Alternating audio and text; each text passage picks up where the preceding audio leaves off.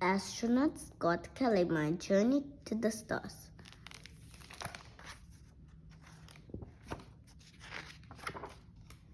It's been 340 days since I set foot on Earth. I have spent almost a full year living and working on the International Space Station. It's the hardest thing I've ever done. I miss fresh air and the feel of rain on my face. I miss hugging my daughters and my girlfriend, Amiko. At last, it's time to get into the spaceship that will take me home.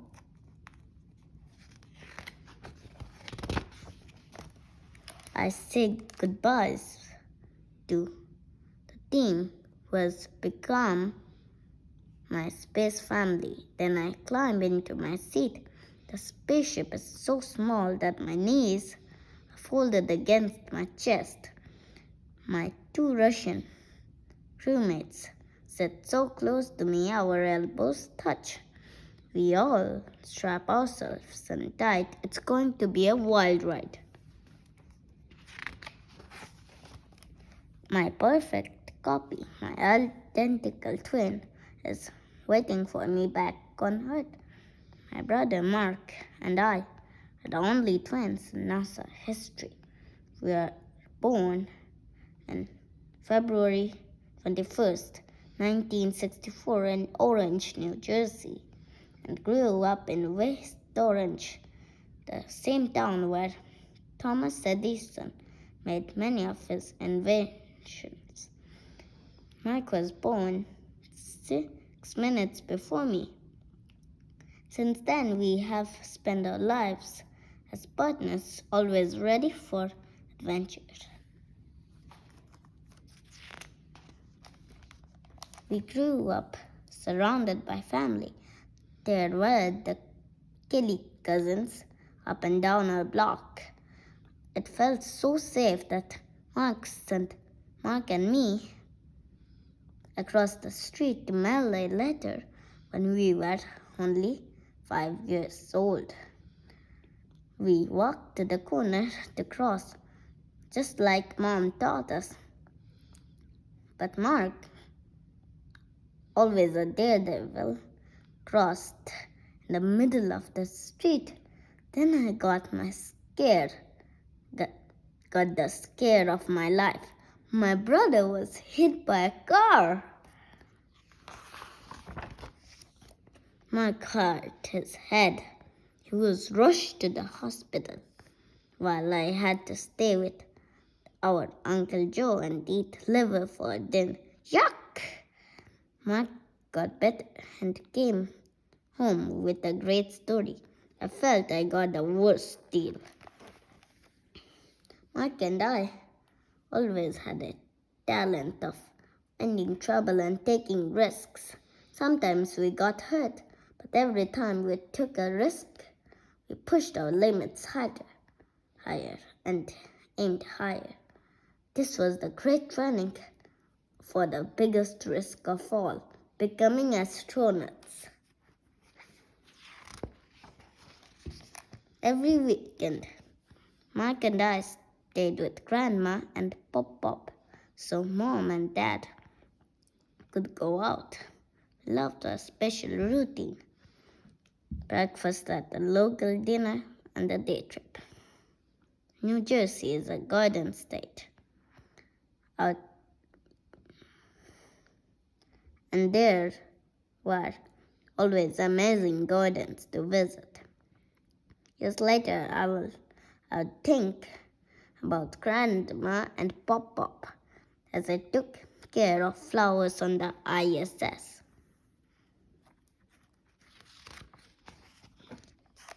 At home, every day was different. Our parents didn't get along. We never knew when a fight might start. It was scary when they argued. Mark and I would hide in our room. Watching our parents fight turned Mark and me into peacemakers. We can get along with almost anyone. We learned to stay calm in the toughest of times. This helped each lead our own cruise in space. You never know when your problems can become your strengths. Dad was a police officer when I was 11 years old. Mom decided to become a police officer too. In the 1970s, police departments had just started to let women join the force.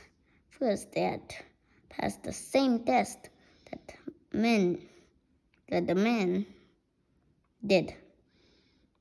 My parents may have fought a lot, but Dad still had Mom's back. He set up a training course in our backyard. I agreed to be my mom's practice dummy, pretending to be hurt so she could drag me to safety. The hardest part of the course was the wall Mom had to climb. Every day she tried to climb over that wall. At first, she couldn't even touch the top. It took Mom a long time, but she finally did it. Soon after Mom passed the test, became one of the first female cops in New Jersey. Her success showed Mike and me we had a plan. With small steps could turn a big dream into something real. I still didn't know what my dream was. I was a terrible student. I couldn't sit still. I couldn't listen to the teacher. And I couldn't stop watching the squirrels out of the window. Even so, Mr. Tarnoff, my principal, believed in me. He begged me not to give up. And years later, he was invited to board my space shuttle launch. During high school, Mark and I joined the volunteer ambulance unit. Every night was different. We never knew what to expect. And riding in the ambulance, sirens screaming, was exciting. Most important, we liked helping people. I finally found something I liked. I wanted to become a doctor. But how was I ever going to get through college and medical school? And I barely sit still.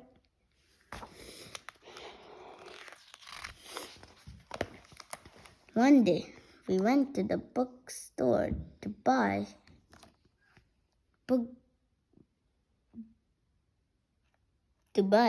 gum, and a book cover caught my eye. It was The Right Stuff from Tom Wolfe. Picked me up, opened me. It called. The book changed my life forever. So exciting, full of daring pilots risking everything to test the newest planes. How fast could they go? How high could they fly? Sometimes pilots crashed, sometimes they soared. The best became the Mercury 7, the first NASA astronauts.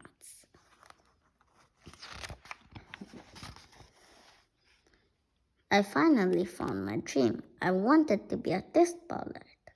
And thanks to my mom, I knew how to make my dream real. I would create my plan. I would follow it step by step. Step 1, do my homework. Now that I had a goal, I was able to work hard and graduate from college. Step 2, join the Navy. Here I could learn how to fly. Mark started flight school too. I quickly learned that flying fast was fun, but it wasn't easy.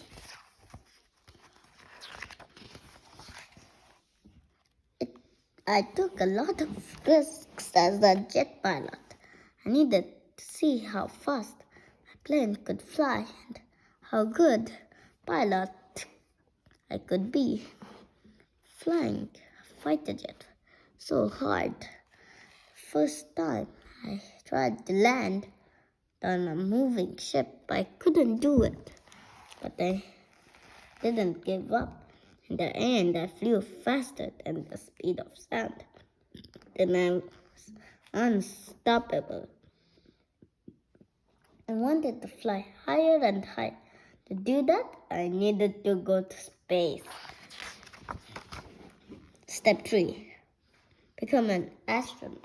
At last, Mike and I both joined NASA in 1996. Our class was so large, it was called the Sardines, Mark and Scott. We each flew into space 4 times. Flew on space shuttles, a Russian spaceship called the Soyuz, and the ISS. We never went to space together in case something went wrong. Space travel was our biggest risk of all. I flew the space shuttle Discovery on a mission to fix the Hubble Space Telescope right, and I led the space shuttle Endeavour on a mission to make the ISS bigger. All the space shuttles stopped flying in 2011. Now the only way to reach the ISS is to ride on the Russian Soyuz. NASA's next big mission is to send astronauts to Mars. First, they need to see what happens when human bodies are in space for a long time. We're astronauts, perfect for this job. So NASA asked me to spend a full year in space. No American had stayed in space that long. One twin astronaut in space, me, tested his brain, blood, eyes, muscles, and bones. One twin on Earth, Mark, did the same tests. NASA will continue to study us over time and compare the results. After my year in space, I stretched almost 2 inches and my eyesight got worse. But I'm mostly back to normal now.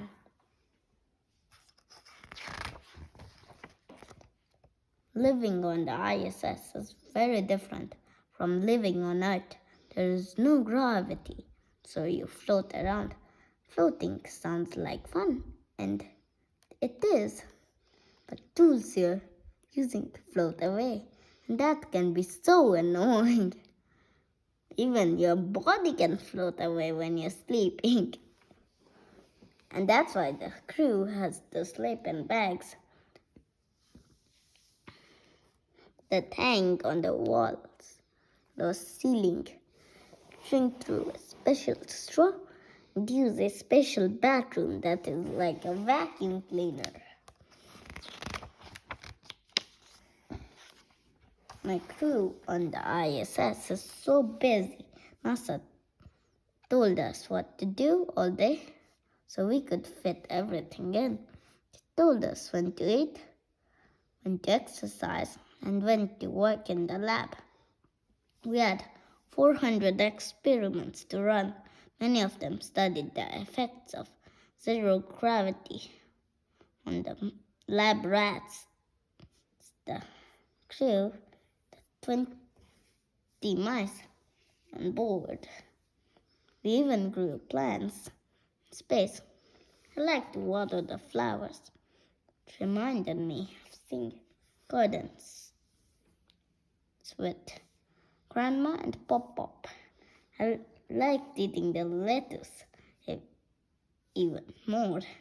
We were the first crew to eat fresh vegetables grown on the ISS. NASA did its best to keep our crew safe, but the ISS is at risk every moment.